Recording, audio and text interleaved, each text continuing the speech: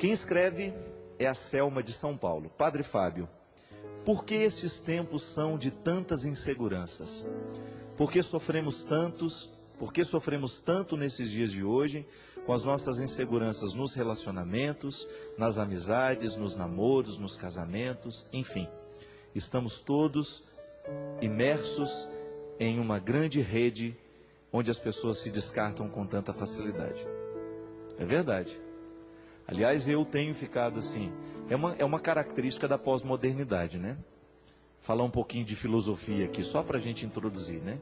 Vocês sabem que na história da filosofia, nós sempre tivemos grandes questões que norteavam os filósofos. Por exemplo, a primeira fase da filosofia no mundo foi a mitologia. Então todo mundo queria explicar a origem do universo. Então muita criação mítica, a filosofia nasceu da mitologia.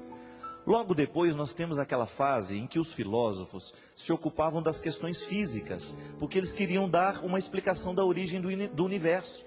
Igual estão hoje querendo, né, simular o Big Bang para poder descobrir a origem do universo. Então os filósofos, eles se ocupavam, por exemplo, tudo nasceu da água, tudo nasceu da terra, tudo nasceu do fogo. A questão era física. E toda a filosofia daquela época girava em torno de um mesmo objetivo. Depois vinha a Idade Média. O sagrado toma conta da reflexão. Tudo o que se reflete é em torno de Deus. Tudo que se reflete é em torno do sagrado. A filosofia fica o tempo todo girando em torno das questões religiosas. Pois na Idade Moderna é a razão. A grande questão que motivou a filosofia na Idade Moderna foi a razão, a intelectualidade, o conhecimento. Gente, uma das características da pós-modernidade, que é justamente o tempo depois da modernidade, é justamente não ter um fator em comum para a reflexão filosófica. Em outros tempos era como se nós tivéssemos uma mesa redonda, onde todo mundo senta para conversar. Então a mesa é essa aqui, ó. Na Idade Média o assunto era o sagrado. Nós nos sentávamos em torno dessa mesa e a gente conversava sobre isso. Não tinha outro assunto. Na Idade Moderna a gente discutia as questões da intelectualidade, da razão. A pós-modernidade não tem isso. Nós não temos um ponto em comum. Está tudo muito disperso. Tanto é que tem uma expressão de Marx, um dos grandes, né, filósofos dos nossos tempos, contemporâneo praticamente, né, que era justamente, ele tinha uma frase assim: tudo o que é sólido desmancha no ar. Sabe o que ele queria dizer com isso? Na verdade, Marx está fazendo uma grande crítica da modernidade, da pós-modernidade, poderíamos dizer assim. Não há nada que sustenta mais. As pessoas já não têm mais as seguranças de antes. Antes você se casava na certeza de que você ia morrer ao lado dessa pessoa. Estou errado? Não estou. Pega pessoas que viveram há 60 anos atrás. A mentalidade dessas pessoas, qual era a cabeça delas? As coisas são mais definitivas. Nós comprávamos uma casa e ali a gente era sepultado praticamente. A gente morria naquela casa. Tinha aquela história: naquela rua mora fulano de tal, do lado de cá é fulano de tal. Os vizinhos sabiam tudo, porque aquilo ali era anos e anos e anos a mesma configuração. Não se mudava tanto.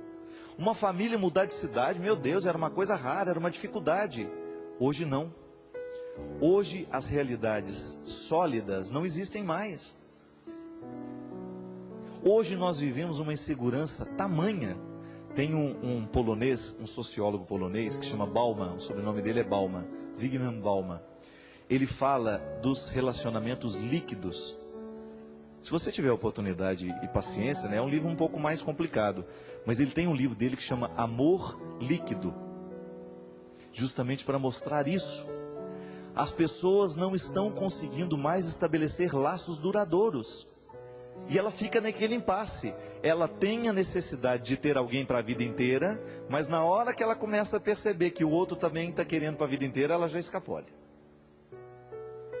Eu quero, mas não quero tanto assim. Eu quero, mas eu quero continuar livre. É aquela velha história, né?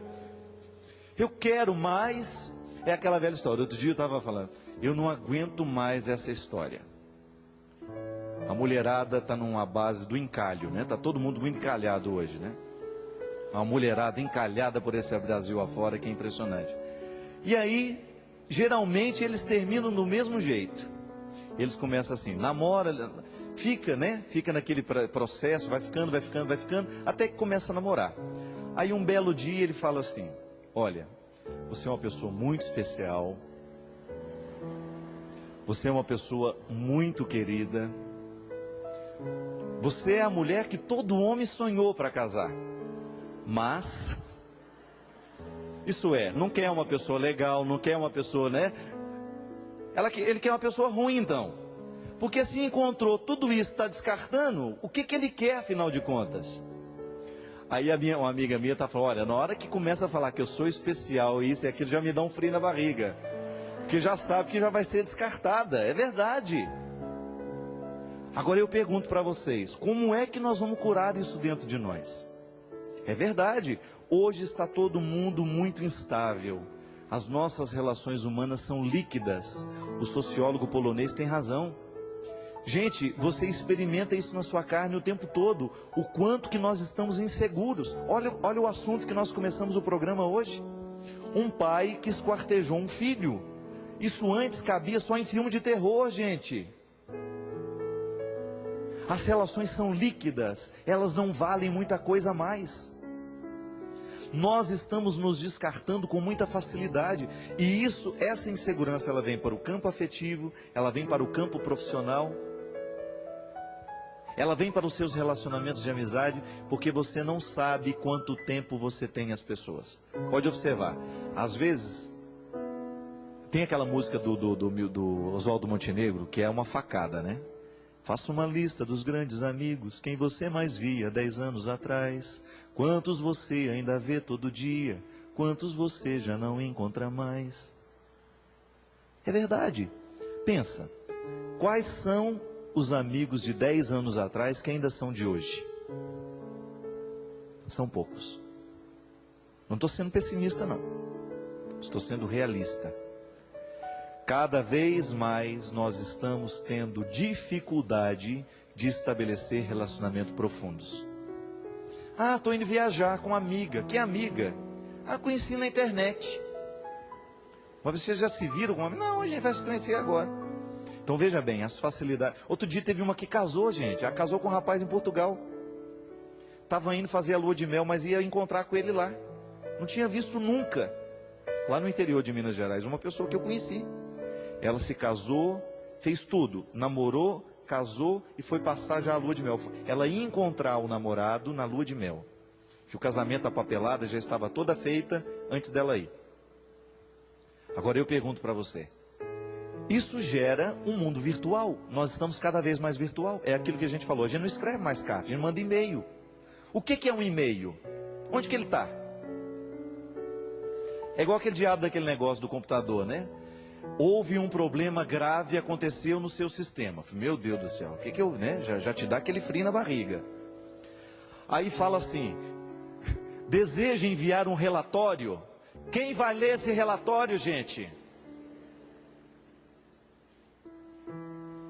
Alguém já mandou?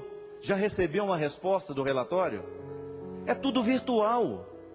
Você recebe aquilo, houve um erro grave, você deseja enviar um relatório? Que coisa mais descompromissada, sei lá quem vai ler esse relatório. É mentira, é tudo uma...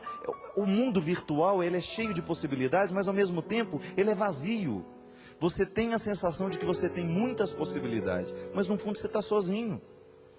Fica ali, o tal do MSN, se a gente abusar, a gente passa a noite inteira conversando, batendo papo. Eu, graças a Deus, já não ligo mais, porque aquilo tira o tempo da gente.